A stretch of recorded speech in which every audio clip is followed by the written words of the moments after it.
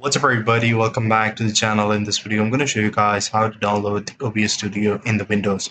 So this is the link that you want to go and search for. Also that I want to show you guys one thing. Is OBS and Streamlabs the same thing? They are actually not the same thing because OBS is the open source free version and Streamlabs comes with a version built on top of that open source code with extra commercial features. So it's totally up to you which one you guys want to download because the code is the same. They both share the same source code.